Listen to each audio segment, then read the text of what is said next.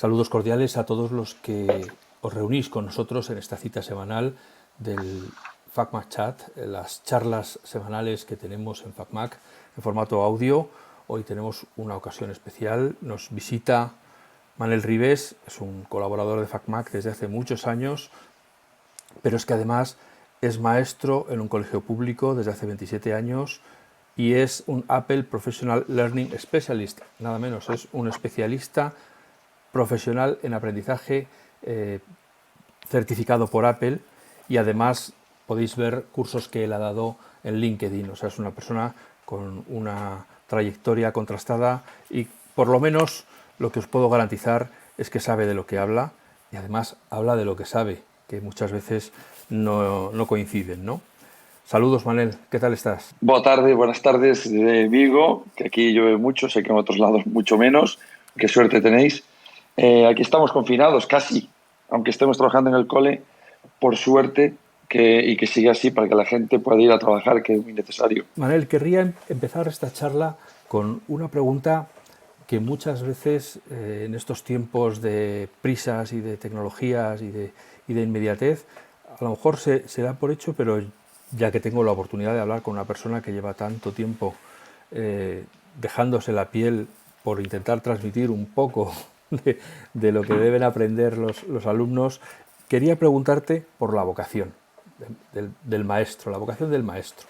Una cosa que en el siglo pasado parecía muy obvio, era maestro aquel que quería dedicarse a enseñar, pero hoy en día yo no sé si por la titulitis o por diversas razones sociales y económicas este concepto se ha ido devaluando y hoy en día maestro no es alguien que tenga muy buen fondo en la sociedad. ¿Qué te Um, llevó a ti yo, yo, a querer ser yo- maestro? Mira, yo te cuento dos cosas.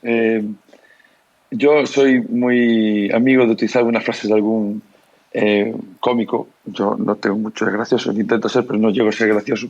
Entonces hay una de José Mota que me gusta mucho, que es las gallinas que entran por las que salen. Y la cantidad de profes buenos que llegan es idéntica, más o menos, que la cantidad de profes buenos que había antes. Lo que pasa es que en la cantidad de maestros que somos un montonazo, y profesores de secundaria, pasa algo muy curioso y es que es una profesión que tiene unas condiciones laborales que ya querrían para sí el 99,9% de los profesionales. Entonces, entran a valorarse muchas cosas aparte de la vocación. Entra que el sueldo, las vacaciones, que no tienes que andar al frío, cosas que a lo mejor otros lados, oye, es lo que hay y te lo comes.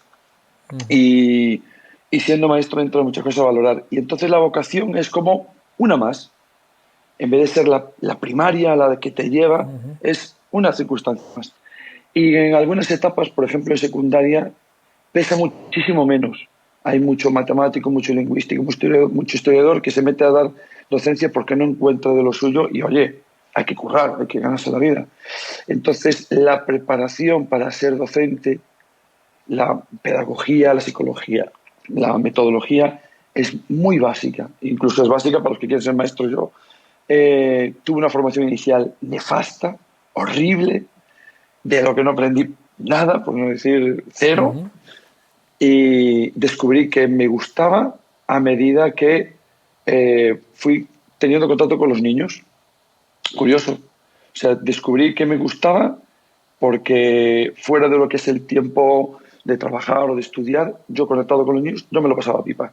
Decía, "Buah, a mí esto me gusta un montón, disfruto con ellos, me gusta explicarles cosas, que me cuenten cosas". Y dices, ostras, esto no se valora. Esta parte de conexión con la gente no se valora cuando quieres ser docente. Y eso incluso está estudiado a nivel neurocientífico, marca la diferencia. La conexión de un profe con el alumnado es vital, marca la diferencia en lo que puedes aprender a enseñar.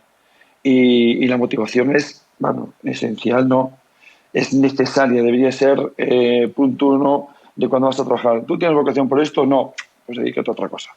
Pero esto necesita mucha gente vocacional porque puedes dedicarte haciendo lo mínimo o puedes dedicarle muchas horas. Y yo le dedico muchísimas horas. Y lo paso pipa, ¿eh? Me lo paso genial. E intento Aún, que mi alumnado se lo pase genial.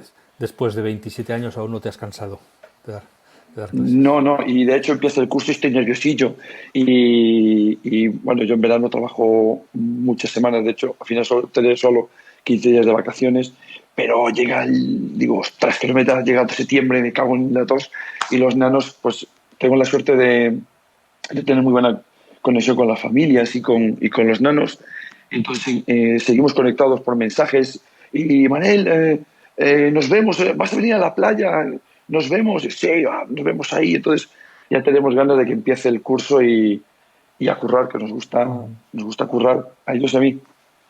De todas formas, una de las cosas que yo creo que sí que ha cambiado y que probablemente es lo que provoca estos desajustes entre lo que es ser profesor y lo que es dar clase, que son cosas distintas, o lo que es ser maestro y lo que es dar clase, que son cosas distintas, es que aunque en muchas áreas, especialmente las de ciencias, la actualización de conocimientos sigue siendo muy importante, pero lo que sí que ha cambiado para todos, da igual la materia que impartas, es la manera que hay que presentar esa materia a los espectadores, al público que acude a tu clase, ¿no?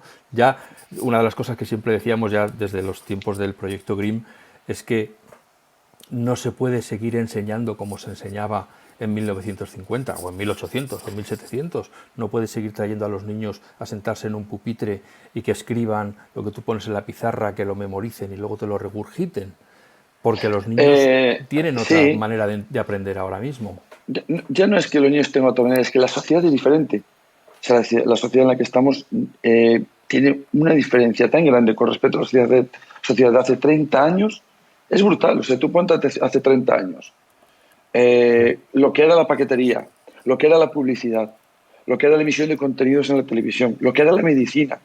Sin embargo, hoy en día mucha gente, muchos docentes y sobre todo muchos políticos educativos piensan que llegas a clase, estás en una mesa individual y tienes que estar mirando al encerado que te va a explicar un profesor. Hoy, eso pasa hoy.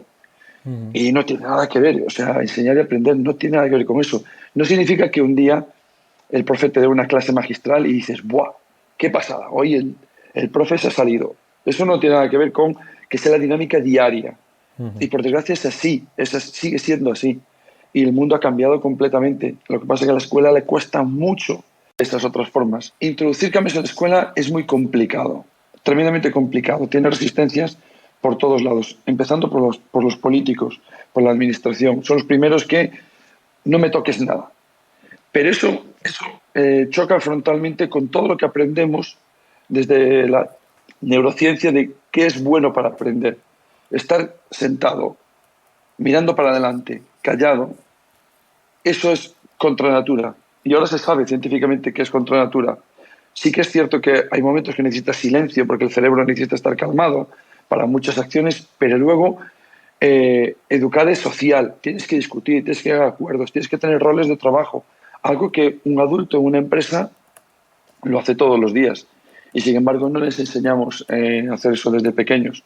Crear productos digitales, utilizar la tecnología de buena manera. No cualquier tecnología, sino buena manera, de buenas maneras y haciendo buenos productos finales. Sí, perdona, que se me amontonan ya las preguntas. Yo te tengo que preguntar porque enlazando con lo que empezábamos al principio hablando de la vocación, te tengo que preguntar porque es un tema que sale recurrentemente. En esta resistencia a la adopción por parte del profesorado de las nuevas tecnologías, ¿influye en algo el funcionariado? El que una persona haya conseguido una plaza que tiene de por vida y ya da igual lo que enseñe, la plaza es suya. Lo que enseñe, lo bien, lo mal, lo regular. No tiene tanto que ver con que seas funcionario o no, como con tu concepto de qué es dar clase. Me he encontrado, mira, te lo cuento con otra experiencia. Hace años me había ido a trabajar y a vivir a Murcia y me llamaron aquí en Galicia para dar una formación en un centro de formación. Así que yo me corrí otros 1000 kilómetros para dar la formación y una de las personas que tenía de asistentes a mi curso era una señora que le faltaban 6 meses para jubilarse y estaba en un curso de formación de tecnología educativa y era como, señora, si usted está a punto de jubilarse y era una persona con una pasión espectacular para poder aprender. No es tanto el funcionariado como el concepto. Me he encontrado gente en colegios concertados con muchas ganas y gente en colegios públicos con muchísimas ganas. Es más el concepto de, bueno, ¿qué quiero hacer yo con esta tecnología? Pues enseñar. Pues entonces yo creo contenidos, yo emito. ¿Y qué hace el alumnado? Está callado, quieto y recibe. Y ese es el problema, no es tanto de dónde viene. Y luego tienes otra cuestión que es, bueno, no puedo crecer. O sea, lo que pasa mucho en la escuela pública es, tú no puedes crecer. No puedes crecer porque lo único que puedes ser es o director o inspección o estás dentro del aparato burocrático. Pero no puedes crecer como docente. Estás muy capaz, tienes un techo de cristal en el que no puedes crecer y hay gente que necesita crecer, que necesita generar un ecosistema a su alrededor, en su cole, y eso en la escuela pública cada vez lo están poniendo más difícil. Ya. Otra, ya que hablamos de la escuela pública, otro de los temas que son casi palos en las ruedas para el progreso, para la adaptación del currículo a la educación del siglo XXI son las propias administraciones y su defensa de sus sistemas propios, diferentes, especializados, etcétera, ¿no? ¿Eso cómo lo vivís desde la primera línea de batalla? Hace muchos años, ¿tú te acuerdas de los netbooks estos pequeñitos de 7 pulgadas? Que llegó un momento que habían invadido todas las estanterías de los hipermercados que vendían ordenadores, eran los minis ultra mini portátiles, Sí. que desde el Ministerio de Educación se había hecho un programa que se llamaba Escuela 2.0, que fue un desastre, se gastó un pastizal enorme y luego cada autonomía había gastado su dineral y eso no sirve para nada porque nadie hace una auditoría educativa. Económica sí, porque yo he trabajado ahí y no, nadie se lleva un duro de ahí, o sea que eso estoy completamente seguro. Pero educativamente es un auténtico desastre. Y sin embargo, es la única forma que entiende la administración de hacer las cosas. Es yo hago un pliego de condiciones, yo pongo mis condiciones y mando yo. Y eso llevamos no sé cuántos planes y todos un auténtico desastre. Ellos dirán que no. Nunca encontrarás a alguien que te diga, Ya. esto Está ha fallado por funcionando. aquí, esto no, todo es fantástico, todo es perfecto, no toques nada. Es un auténtico desastre. Y llevamos no sé cuántos y estamos exactamente en el mismo punto. De hecho, se sigue hablando de la introducción de las nuevas tecnologías. De la Ya, introducción. ya, Siglo XXI. ya. Deja de introducir y úsalas. Ya, claro, uno tiene que preguntar, ¿pero tiene arreglo? ¿Se podría arreglar? ¿Cómo tendrían que hacerlo para que esto cambiara de una vez por todas y dejáramos de estar en la introducción y pasáramos a la siguiente fase, no sé, al primer capítulo? Básicamente empezar a creer un poquito en el docente. En el docente, de hecho, el sistema educativo español tiene un sistema de inspección, tiene un sistema muy burocratizado, muy jerárquico. Y tú solo puedes hacer lo que el de arriba te deja hacer. Si creyésemos un poquito más en el docente, sobre todo en esos docentes mentores, esos docentes que sería, en el nivel de consumo serían los prosumers, esas personas que van un poco por delante, si creyésemos un poquito más en ellos, le diéramos un poquito más de carta, esas personas crean auténticas experiencias de aprendizaje y arrastran colectivos. Estas son las personas que cambian el sistema, absolutamente. Y no se creen ellos. No hay manga ancha, no hay capacidad de maniobra.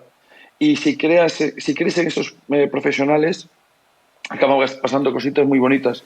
Porque un profesor que es motor acaba tirando de otros profes en el mismo centro, se acaba sumando porque hay mucho miedo. No es que haya reticencia al cambio, es que hay mucho miedo. Claro, es que si nadie te enseña cómo te tienes que tirar para hacer el tiro por 1,5, dice, mira, yo no me tiro, porque el planchazo va a ser bestial. Pero si le enseñas, dicen, pues esto mola, esto además ves las diferencias en el aula y se generan proyectos de centro. Y aunque en el papel dirá la gente, oye, pero es que aquí en la ley, en los papeles dice que hay proyectos de centro y que hay autonomía de centro, no es verdad. En la realidad no es verdad.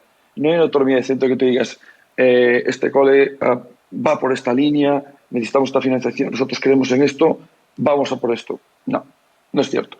Y si lo hiciésemos, cambiaría muchas cosas, pero muchas. ¿Y hay esto ya te lo pregunto desde el desconocimiento, ¿hay algún mecanismo o alguna web, algún foro donde los profesores que están creando ese contenido del siglo XXI, ese contenido que engancha a los niños, puedan contactar con otros profesores que están en esa misma línea, o al final todo se reduce a la investigación propia, a encontrar y a ponerse en contacto libremente con otra persona e Sí, intercambiar? O sea, no hay nada que esté organizado para que sea fácil, porque también es absurdo que si en un colegio en Vigo han desarrollado una cosa que funciona fenomenal para enseñar, no sé, la hoja caduca en otoño, es absurdo que haya otro en Cáceres haciendo lo mismo para intentar llegar no, a... no sé si es necesario tanto eso, porque yo creo más que cada centro educativo, cada grupo de docentes tiene unas sinergias en común y crean una línea de trabajo y crean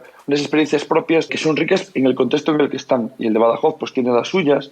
Lo que sí que es necesario es contactar y conectar profesores para que te den ideas. Oye, ¿qué te parece? Yo he hecho así, prueba a ver con tus nanos si te funciona. Nosotros, la idea nuestra de trabajar, la mía, desde hace muchos años, es que los nanos sean productores de contenido. Y en esa generación de contenido se aprenden muchas cosas, desde habilidades como las conocidas soft skills o las habilidades de generar productos, de lenguaje audiovisual, de contenido, etcétera. Y todas esas cosas no hace falta que las repliquen tal cual en otro punto de España. Simplemente que sepan que se puede hacer y coger ideas. Y al final, ¿dónde lo hacemos? Pues en las redes sociales. Al final, Twitter es la red de los maestros y de los periodistas, como digo yo. Y al final, Twitter, pues algún grupo, ahora mucho Telegram, los grupos. Entonces, te conectas. Ah, pues mira, esto tiene en el blog de su aula. Lo ves, dijo, ah, pues mira, esto lo puedo adaptar. Esta idea me lleva a otra idea que al final es lo básico, no es tanto una base de datos donde tú coges cosas y las replicas tal cual, porque mi Usía, mi Noah, mi Sergio, mi Oscar los tengo yo, los conozco yo, y tú tienes los tuyos, y no Claro, tienen por qué funcionar igual. Entonces claro, cada uno es mucho más rico que cada uno haga cosas diferenciadoras y diferentes. Y luego aprendemos, pues oye, pues nosotros hacemos, fíjate, los míos llevan conmigo, este grupo lleva conmigo 5 años, los conozco desde segundo de primaria hasta ahora. La experiencia vital que es eso para mí y para ellos es brutal. Entonces, con 7 añitos hacíamos las tablas de multiplicar en rap. Entonces cogían GarageBand, le ponían la banda sonora, luego hacían las rimas y hacían los raps de las tablas de multiplicar. Entonces hacían raps, los chavales hacían rap. sí, Al final es la retahíla de toda la vida, pero traída al siglo XXI claro. y que tengan que hacer su música. Entonces, esas cosas no hace falta que hagan mi rap del número 3. Se trata de que se den cuenta de que, puedo utilizar música y que ellos generen su canción para los astros, los inventores, la tabla de multiplicar, etcétera. La Vale. idea es esa. Hay tantas cosas que preguntar. ¿Se puede hacer nuevo temario implementado en las nuevas tecnologías completo, o al final hay trozos en los que, chicos, yo lo siento, pero en esto ya hay que ponerse y estudiar? O aprenderlo o ya está, yo qué sé, si hay que coger la literatura española del siglo XVII, pues es la literatura española. No, yo creo que se puede hablar de todo. Lo que pasa es que, bueno, hay mucho purista que no me toques eso, que eso es sagrado, ¿no? Mucho de mi materia es la más importante del mundo y todo es esencial. Bueno, yo creo que todo es evaluable y todo es recalificable. Lo digo del siguiente ejemplo, que a mí me gusta más dando ejemplos que otra cosa. Mi mujer, que es médico de urgencias, un saludo para los médicos de urgencias que lo están pasando Sí. muy mal. Qué fuerte. Una de sus amigas es oftalmóloga, es especialista en ojo, entonces es muy buena en lo suyo, pero es tremendamente buena. Pues no le preguntes qué tiene que hacer si tiene un ataque al corazón, porque ya no se acuerda. Ya. Nada. Y es médico y ha pasado unas pruebas dificilísimas. Quiero decir, ¿hay cosas que hay que aprender? Sí. ¿Hay que aprender tanto de memoria como que es un salto que es indudablemente necesario saltarlo? No. Puedes pasar sin la... No digo que pases sin la literatura del siglo XVII, pero a lo mejor la forma de dar esa literatura es lo que tiene que cambiar, no el hecho de que la des o no la des. Quizás tenemos un material de contenido muy extenso que hay que reducir, porque van abogados. Otras partes del mundo tienen un contenido más básico, Estados Unidos tiene un contenido más básico y nos ganan por goleada en otras cosas, de goleada. Y quizás lo que hay que pensar es, bueno, vale, tienen que ver las derivadas, pero a lo mejor tienen que ver menos cantidad de derivadas y ver cuándo se usan y cómo se usan y para qué se usan. Porque seguro que te aseguro que mucha gente no sabe para qué se usa una derivada. O y la las raíz tienes que cuadrada, probar no si hace falta quieres. ni siquiera llegar a las derivadas. Con una raíz cuadrada, la mayor parte de Un la gente no sabe polinomio. para qué aprendió a hacer raíces cuadradas, incluido yo. Claro, ¿para qué quieres la raíz cuadrada? ¿Para qué quieres saber qué es un cubo de un número? Y quizás damos demasiado contenido abstracto y muy poco tocando la realidad. De hecho, yo trabajo mucho porque se llama ABP, aprendizaje basado en proyectos y aprendizaje basado en retos. Entonces lo tienes que conectar con la vida real, con el mundo. Y eso es lo que nos falta mucho, conectarlo con el mundo real. Ujú. Y ahí la tecnología puede ayudar mucho, mucho, mucho, mucho, mucho, mucho. Lo que no significa tener 800 plataformas que te lo hagan todo automáticamente. Que ahora está muy de moda el Big Data, está muy de moda la inteligencia artificial, que pones a los nanos delante de la plataforma y ellos solos van. Eso no es educar. Eso como mucho es entrenar. Pero para educar falta un profe que tenga criterio, que genere, que diseñe experiencias de aprendizaje. Se llama ahora mucho el diseño de experiencias de aprendizaje. Y eso es social, eso es discutir, eso es llegar a acuerdos, eso es crear productos entre todos, con una dinámica que a mí me gusta mucho, que se llama de interdependencia. Pues lo típico, un canal de televisión. En un canal de televisión tienes el prota que está delante de la cámara, pero como tenga un cámara que es malo, por muy bueno que se sepa lo que tiene que decir, sale un truño. Y si el Ya. director es malo, lo mismo. Y el script también. Entonces todos tienen un rol diferente, pero entre todos hacen un producto único. Y eso es muy valioso. Tiene que cambiar muchas cosas. Tiene que cambiar Lógico. muchas, muchas cosas. Y lo peor de la educación es que no puedes atacar por un lado solo. Es una rueda tan grande que tienes que atacar por Claro. muchos lados a la vez.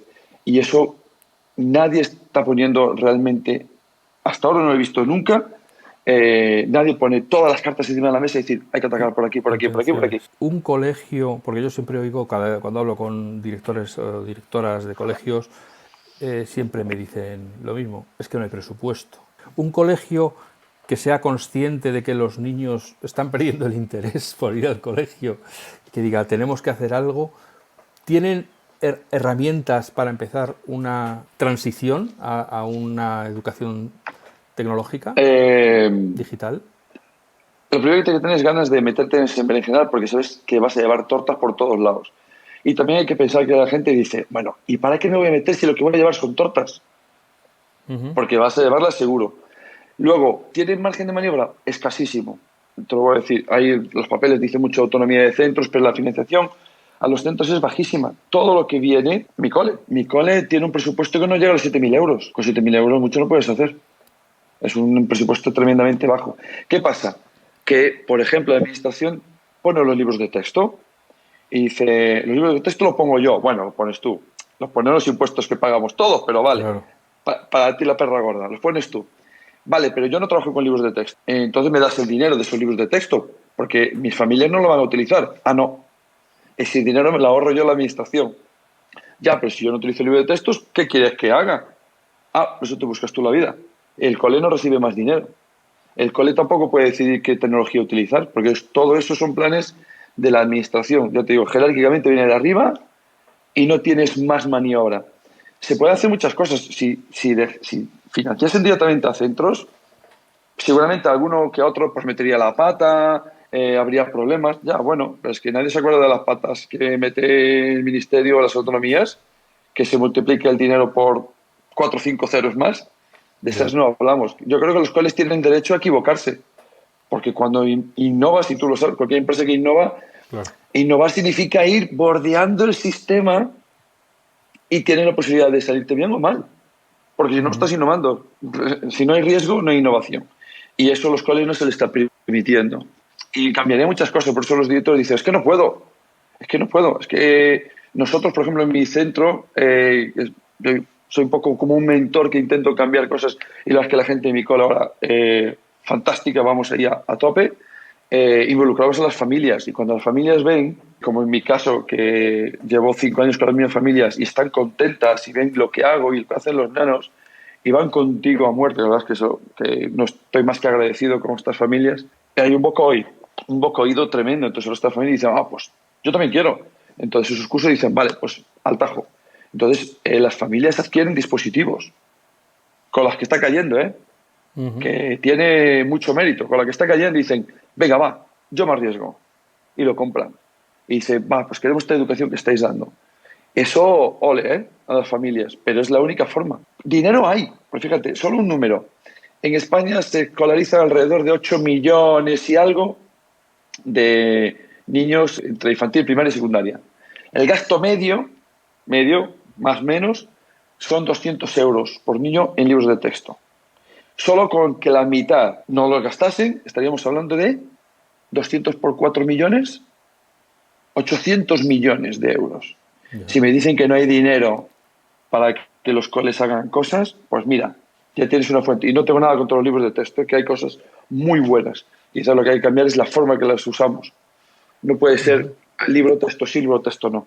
Pero a lo mejor libro de texto un 20%, un 30%, el resto mándamelo al cole en financiación y nosotros decidimos qué hacer. Pasa mucho de eso, en todos los coles no tienen mucha maniobra.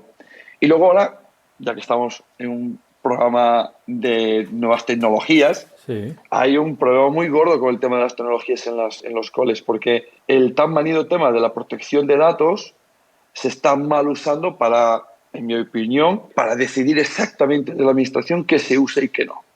Más bien es qué se usa y todo lo demás es no. Y eso no tiene mucho de libertad ni tiene mucha autonomía de centros. Entonces se decide desde la administración, desde puestos jerárquicos políticos, qué es lo que se usa. Por ejemplo, cada autonomía tiene un puesto que se llama el PDP, que decide qué plataformas o qué sistemas protegen a los nanos, los datos de los nanos, y lo que digo yo, lo que firmo yo, vale, y lo que no tengo firmado, no vale. Y hay Ya, muchas plataformas que valen, hay muchas que valen. Y no ya. todas las autonomías funcionan igual, ¿eh? Yo ya acabo de tener una conversación con una colega del País Vasco y le preguntaba por esto hoy mismo, y los centros tienen mucha más libertad, mucha más autonomía. Y digo yo, guau, pues estoy por marcharme al País Vasco a trabajar. Hay el cupo, el cupo. Y entonces, vale, vamos a suponer que el colegio tiene unos euretes y tiene la intención, tiene las maneras. Y un profesor quiere iniciarse en esto de dejar un poco la memorización y empezar a jugar manos a la obra con los niños para que aprendan. ¿Cómo enfoca un profesor? ¿Por dónde arranca un profesor? Mira, la primera pata, la más importante, siempre la metodología. Por eso, lo que te decía, alguna vez hemos conversado bueno, de este tema de tecnología y educación, y yo tengo así un artículo de hace 5 años que le llamé ¿por qué las tabletas no siguen o no acaban de funcionar en las aulas? Y no es porque la tecnología sea mala, sino porque el uso de esa tecnología no es el adecuado. Quiero decir, si lo que voy a hacer son cuentas de sumar y multiplicar a reventar, ¿para qué quiero una tableta? Si voy a hacer lo mismo. Ahora, si me invento una experiencia donde tienen que utilizar realidad aumentada, generar ellos las operaciones, hacer un juego de gamificación, esconder las pistas, y para eso utilizan tecnología, dices, ahora es cuando utilizamos bien la tecnología. Para hacer lo mismo, la típica frase de, para este viaje no hacían falta estas alforjas. Y eso es lo que pasa mucho con la tecnología. Se quiere seguir haciendo lo mismo, se sigue queriendo evaluar exactamente de la misma manera, pero le pedimos que haga otra cosa, pero evalúalo de diferente manera. O digo, evalúo como siempre, clásicamente. Y te pegas. O sea, ahí chirría esa máquina ahí, no va a ir. ¿Y qué hacemos cuando pasa eso? Ah, la culpa es de las tablets. La culpa es del iPad, que no me ha hecho. No, al iPad le has pedido lo mismo que hacía antes el libro. Con lo cual, le estás pidiendo a una cosa que está pensada para revolucionar todo lo que estás haciendo en el aula, que haga exactamente lo mismo de antes y no funciona. Claro, es que el problema es que estás haciendo lo mismo de antes. Por Ya. ejemplo, aún me encuentro mucha gente que no sabe lo que significa aprender. Dices, aprender. Tras macho, aprender, sabes todo lo que es. No lo tengo tan claro. ¿Vale? Entonces dices tú sabes qué es la taxonomía de Bloom? Ah, pues no. Bueno, pues yo lo dejo en el programa, que el que quiera se busca ahora taxonomía de Bloom con dos O's y ve lo que es una pirámide de conocimientos. Bueno, la de pirámide es la taxonomía de Bloom revisada del 2010, creo que era. Y se ve lo que significaba para este señor, para Bloom, desde hace 30, 40 años casi, 40 años, mira que ha llovido, ¿eh? Que aprender muchas cosas, es recordar, pero también es comprender, es analizar, es evaluar, son muchas cosas. Y ahora mismo se incluye lo de crear. O sea, crear está dentro del concepto de aprender. Y sin embargo, ¿qué hacemos? Tú cuando te dicen que es aprender, tú primero ¿qué piensas? En recordar, en memorizar.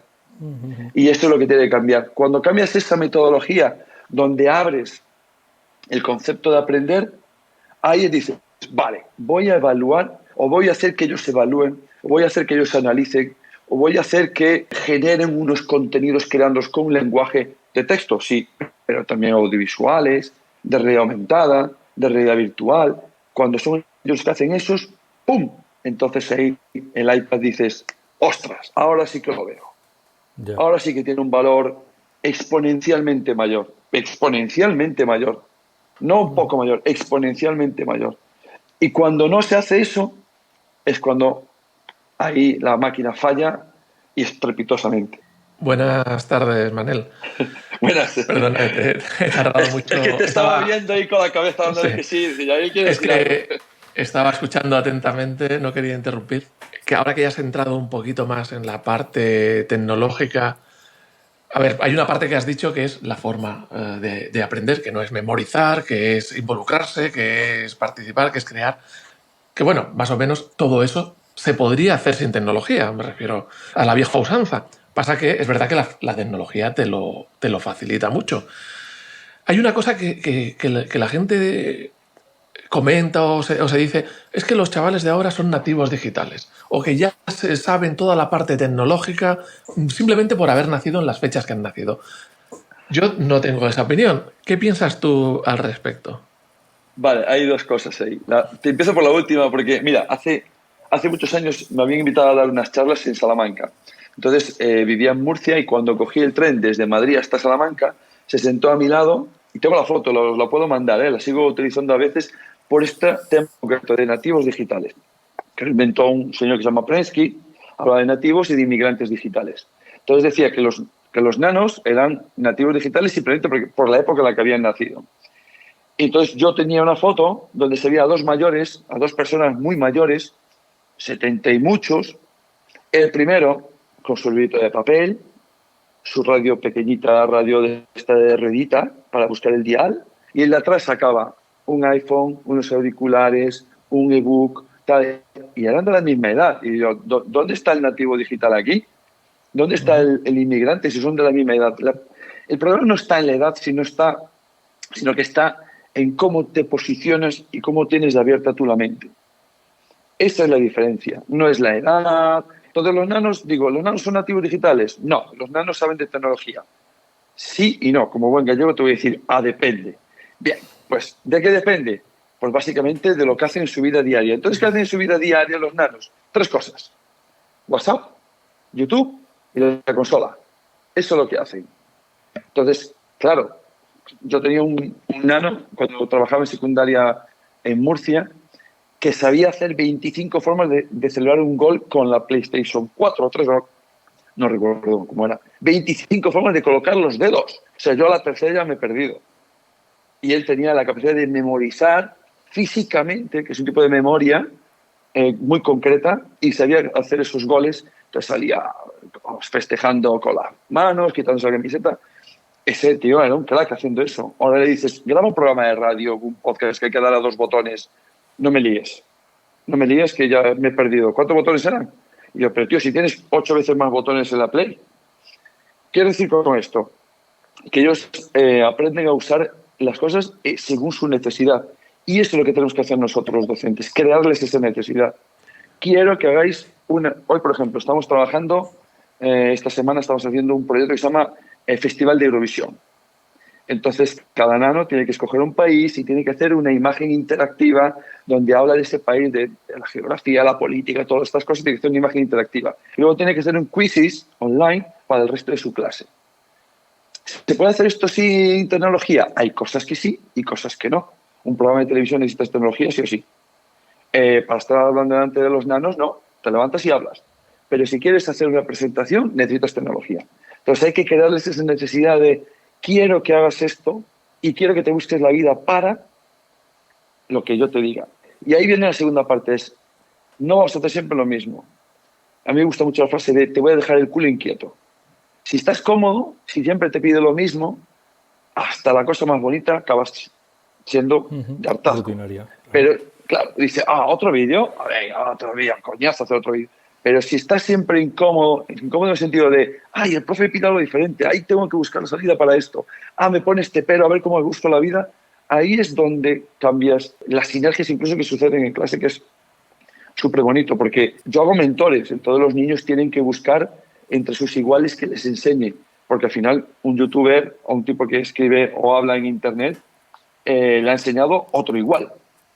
No le ha ido a una universidad nada que le enseñen clase de introducción a YouTube, parte 1 de primero de carrera. Va y busca otro igual. Sobre todo porque los que estarían enseñando seguramente irían bastante por detrás de lo que hay en el mundo y del que está aprendiendo, seguramente. Correcto. No. Bueno, hay una antropóloga con un nombre que no recuerdo ahora, que lo tengo utilizado en alguna conferencia, que dice exactamente eso, que estamos en un momento histórico donde por primera vez un viejo no le tiene que enseñar a un niño. Hay cosas en las que un joven le puede enseñar a un mayor. Y nunca había pasado eso en la historia. Siempre la transmisión de conocimientos era por experiencia de mayor a menor. Y esta vez en la historia hay un momento donde puede suceder al revés, lo cual es apasionante. Complicado de gestionar también, ¿eh? Muy complicado. ¿No crees que que en el colegio deberían aprender conceptos tecnológicos básicos? Por ejemplo, el hecho de que, como dices, saben usar un WhatsApp, saben usar la red social que sea la que está de moda ahora mismo, pero no tienen ni idea. TikTok. Pero no tienen ni idea a lo mejor de lo que es un K, de lo que pesa un archivo de datos, de qué velocidad de conexión necesitan realmente para lo que están haciendo, simplemente cuanto más mejor. Todos esos conceptos básicos de un fichero, de transmisión de datos, de esas cosas básicas, ¿no crees que se deberían enseñar? ¿Crees que se enseñan? No lo tengo muy claro, mira, no lo tengo muy claro porque yo creo que prácticamente nunca les he enseñado cómo funciona una aplicación. Les enseño cuando llegan a un tope y dicen, me he atascado. Quiero hacer esto que me pides y me he atascado. Entonces buscan a alguien que les enseñe y si no, entro yo. Pero si vamos a enseñar conceptos, siempre tengo en la mente de, vale, entonces tengo que dar clases antes, en plan, voy a enseñar aquí lo que es una AK, lo que es un bit, lo que es un byte, lo que es un megabyte. No tengo tanta necesidad de eso como que lo que generan, esos productos que generan, tienen valor. Y en ese momento, cuando generan algo, me mandan un vídeo que pesa 1 giga y le digo, chavalote, que pesa 1 giga. ¿1 giga qué? Pues 1 giga. Vamos a buscar lo que es 1 giga. Hay gigahercios, hay giga. Entonces, a lo mejor empezamos por lo que es giga y no si es hercio o byte o bit. Bueno, pues venga, vete al router a ver qué te dice cuánto es. A ver si pone igual que el megabyte. A ver si escribe igual. Entonces, puedes entrar en esa dinámica, pero porque puntualmente te hace falta en un contexto concreto. Pero enseñar a priori eso a mí me cuesta. No lo acabo de ver. No digo que no sea necesario, porque piensa que todo se puede mandar cualquier archivo, pese lo que pese, pero la propia necesidad, por ejemplo, estos días me está mandando algún archivo y no entra por correo, y le digo, ¿y por qué no entra por correo? Pues si viene de vuelta, bueno, te lo rebota. ¿Tú crees que debería ser obligatorio aprender a programar? Ay, la bendita programación. El coding famoso. Nosotros hacemos coding en clase. A lo mejor es el sitio adecuado, ya que es FacMac. Swiss Playgrounds, por favor, se lo recomiendo a todo el mundo. O sea, es una maravilla tecnológica eso. Yo me lo apunto como alumno. Swiss Playground es una pasada lo que han hecho. Eso no hay nada que le llegue ni de lejos, te lo juro. Es una pasada. Muy, muy bueno, muy bien pensado. La verdad es que chapo para la gente de Apple que ha inventado esto, es espectacular. En la medida que codeo es necesario, en la medida de que es un lenguaje simplemente. Y te adaptas a un nuevo lenguaje. Yo creo que no tiene más trascendencia que eso, porque nos ha vendido algún político, nos ha vendido que es que nos hace falta 200.000 programadores. ¿Y tú qué sabes que hace falta dentro de 10 años? Pero si nadie sabe. No lo veo tanto como no educar a una persona que ha de ser programador, sino desde el punto de vista de que aprendiendo a programar, aprendes a pensar de otra manera, que luego en tu día a día te puede servir. Es el nuevo latín. Sí, el problema es que se quiere meter como una asignatura y eso es el error. Porque aquí en el país parece que todo tiene que quedar cuadriculado en una asignatura, si no, no tiene cuerpo. Y eso es un error tremendo. Lo bueno de la codificación, lo bueno del coding es que te enseña a pensar de forma lógica y a buscar los errores. Y esos errores hay que subsanarlos. Entonces es el sistema de aprendizaje más sencillo y uno de los más potentes que lleva utilizando la humanidad desde que está a 2 pies. ¿Qué es? Si me pongo a 2 pies, caigo. Pues tengo que hacer algo para no caer. Y es ensayo-error. Y eso es lo mejor que tiene el coding. Pero si vamos a enseñar algo que debería estar en el ADN de todo el sistema educativo, es aprender a pensar de forma reflexiva y el pensamiento creativo. son las dos cosas más básicas que hay que enseñar. Y la creatividad, como diría, os voy a lanzar aquí ahí no me sale la palabra, pero bueno, alguien que para mí significó muchísimo, muchísimo, me cambió la vida completamente, es Sir Ken Robinson, no sé si os sonará. Sir Ken Robinson ya no está entre nosotros, murió en agosto. Es una de las personas que más sabía de creatividad en el mundo, y tiene una charla en el 2007, que recuerdo, 2007, que se llama Las escuelas matan la creatividad. Ahí lo dejo. Y el título, tela, ¿eh? Es buenísima, es la charla TED con más visualizaciones de la historia. De hecho, el TED cambió radicalmente después de esta charla. Es el mismo año que presentó Al Gore lo de Una verdad incómoda, la misma TED. Y sí que creo que la creatividad, que está muy ligada, incluso neurológicamente está muy ligada al pensamiento crítico, sí que es algo que habría que enseñar directamente. Y ahora te pregunto, por si tienes hijos o sobrinos, nietos no veo porque te veo muy joven para él. ¿Cuántas clases de música o de plástica tienen a la semana? Ahora mismo Ahora no lo ninguna. sé, pero Vale. en su día era muy poco. O sea, Es una de cada la semana. Y como mucho en algún sitio, porque están talados, tienen dos, ya están talados para la administración, y en algunas etapas no tienen ninguna. Bueno, pues hay estudios que demuestran que el pensamiento matemático, el pensamiento lógico-matemático, mejora cuanta más música tienes. Y si sabes tocar un instrumento, mucho más. Más que si tienes más clases de matemáticas. Fíjate tú, mejora más si tengo más música, si toco instrumentos y aprendo música, que si no tengo. Y ahora te digo, hay una aplicación brutal en el Mac, o en el iPad mejor todavía, que es GarageBand, que debería ser obligatoria para aprender. Eso sí que es espectacular. Y eso sí que sería un lenguaje que deberíamos enseñar a todo el mundo, porque eso arma nuestro cerebro como ninguna otra cosa. Entonces, si me dicen, ¿tiene que aprender codificación? Sí, está muy bien, porque te enseña de forma lógica que te equivocas. Bueno, ahí chocaría mucho con los profes que te equivocas, te pongo un 0 y eso va muy mal. Porque justamente un programador, es como si pides a un programador, hazme un programa a la primera. Y dice, tú de esto no sabes, ¿no? Porque a la primera no te lo hace nadie. Entonces, eso es lo bueno de programar, que tienes que ver los errores, tienes que buscar cómo subsanarlos, volver a testar. Sin embargo, la creatividad, si fuese la asignatura básica de 0, ganaríamos en todo, en matemáticas, en lengua, en memoria, en todo. te veo muy puesto en el tema de la creatividad, que le das mucho foco.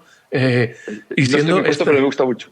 claro, siendo el podcast que es, ¿qué opinas de la creatividad de Steve Jobs?